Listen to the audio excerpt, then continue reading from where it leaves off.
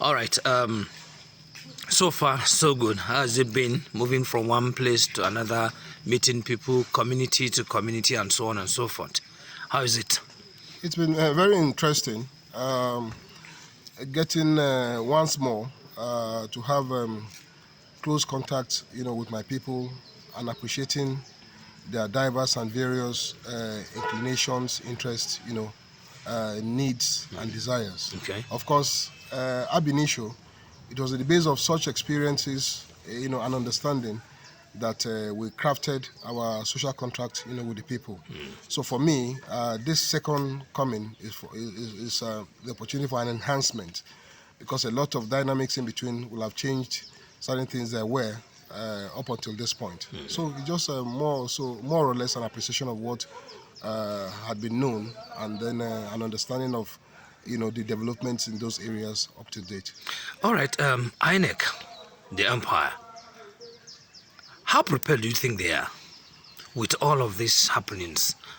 On paper, INEC is appreciably prepared, very, very prepared. But you see, even the most fortified system has some weak points.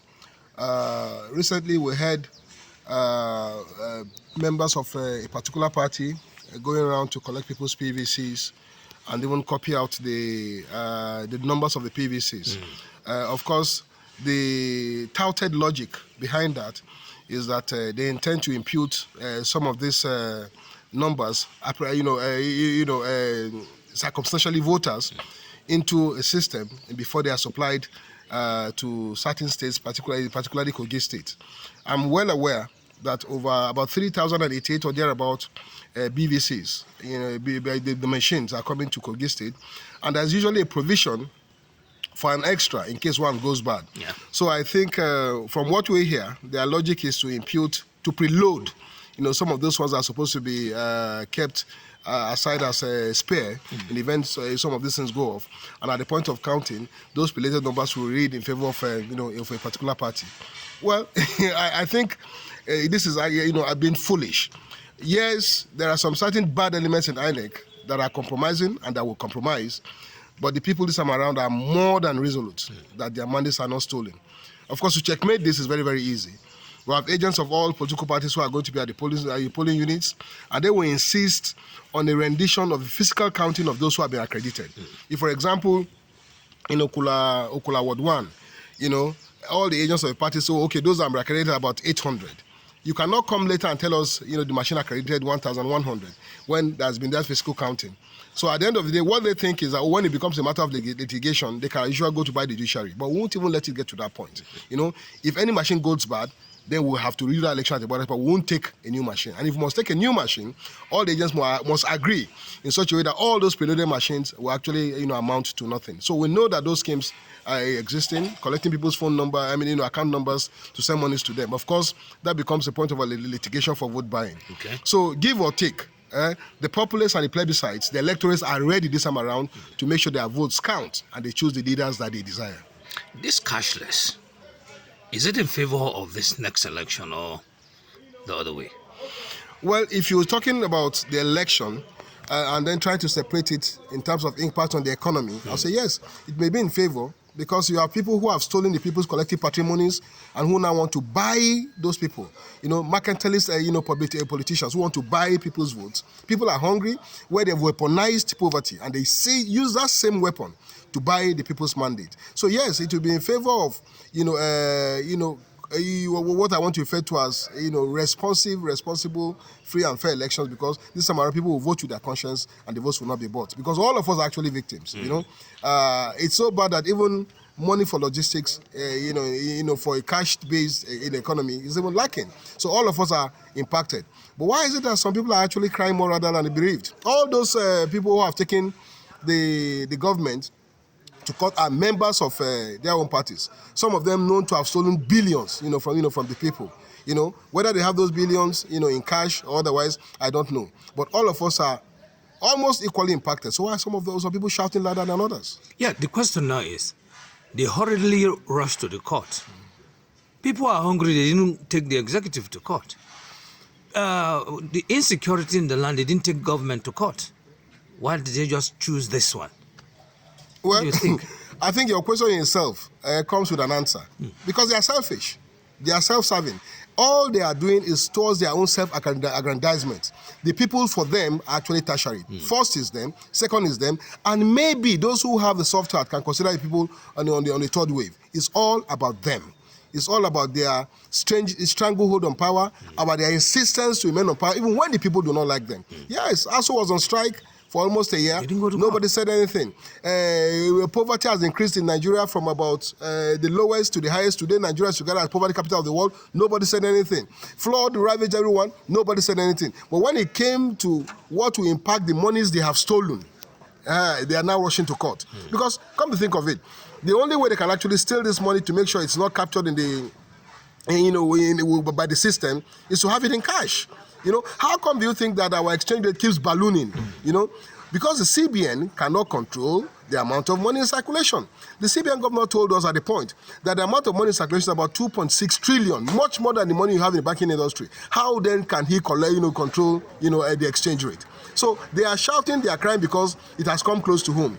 You have homes that have become bank vaults. People are keeping hundreds of billions in their homes. Where did they get those monies from? And it's actually more difficult for them now because once they plunge it back into the system will query the source of the money. And that's why they are all shouting, All right. The Okada riders, I realized that their population is so much. Take, for instance, Anyiba alone. They have over 4,000 Okada riders. If you eventually become the senator, because they have already gotten a job, though it's a temporary job, but risky for themselves, what do you think you can do? You see, the Okada business, motorcycle, commercial business itself is a response to a failed system. That's correct. So to fix that is actually to fix the failed system.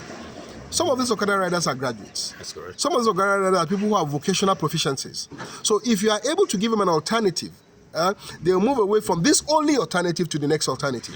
So for me, is to create an environment that will be conducive for the enterprise for which they are gifted. One, by fixing, the reason why they went into this as an alternative in the first place and give them an alternative, to excel. We've had Okada riders, conductors in Lagos who have gone ahead to be, world-class football players. That's correct. We have had, Okada riders in Lagos, conductors who have gone ahead to be world-class musicians. So they have their own potential, So that potential is what we need to create an opportunity for to excel, So it's actually an alternative and an only alternative. If they have the best alternative, then that will become a non-alternative. All right, my last question is on the environment. The environment, SDG goal number 13 talks about climate action. And today we see our forests, logs, illegal falling of logs without replacement. What do you think the law can do to stop all of this? Because in as much as we do not do anything, it means that we're also inviting desertification, and this is going to have a lot of impact on us. The greatest problem with our policies and laws is lack of implementation. There are policies and laws that have been crafted, promulgated to protect our forest reserves, yes, our environment, but they are not being implemented. Come to think of it, who are those logging these woods? These are people who have, sponsors in government. You arrest someone who is a wood logger or lumber, and then the next thing is being released by someone high up there in government. So we need first and foremost to know we have a responsibility to our environment and make sure that our laws are sharpened to the extent that they are effective. The greatest problem with Nigeria is actually the implementation of those laws. Let me tell you, you and I commit the same offense. We are arrested by the police. Few minutes later, you are released, and I'm kept there for 6 months. The difference is that you are somebody who knows somebody that knows somebody, and I'm somebody who has nobody. So the law is not equated. It does not equalize, so to speak. So if we implement our laws the way they are, then we'll be able to protect, the environment. Not only in terms of, deforestation, even in terms of afforestation. Because see, I don't have anything against a legitimate, felling of trees. But why don't you do what is done in Singapore? For one tree that is felled, you have about 2 or 3 or 4 that is replaced. So in the course of time, you have more trees than you have now. You have actually forest cities now today, in Singapore, where you have trees growing within cities to protect the environment. We are gifted in this part of the world where we don't have some of these major climate or geographic catastrophes. As we speak today, over 23,000 people have died between Turkey and Syria on account of earthquake. We don't have all this to say. The only earthquake we have in Nigeria is the politicians, especially the Holocaust, or what do you call them now? The Moloch or the tsunami you call the APC. So the greatest problem we have in Africa, particularly in Nigeria, are those we have in positions of leadership. They are worse than earthquake. They are worse than the hurricane. And until we turn the bend around these people, we will continue to have these earthquakes.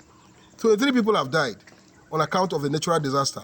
But do you know how many people die in Nigeria on account of human-made disaster? Much more than that. SDG goal, that's Sustainable Development Goal. Nigeria is signatory to it. Each state has a focal office and desk officers in all the local government. Yet, development has not gotten to the people at the grassroots. If you eventually become the senator representing the people of Kogi East, would you also fight for the implementation of SDG goal? That is stating the obvious and asking the obvious. You see, people forget that a senator has principally 3 functions. One is to propose bills and make sure they are seen to become laws. And then number 2, use their office for oversight and, of course, override. I assure you that when I become a senator, I will not shy away from using the instrumentality of either oversight or override to make sure that these laws are not only seen through, but are implemented to the letter. Thank you very much.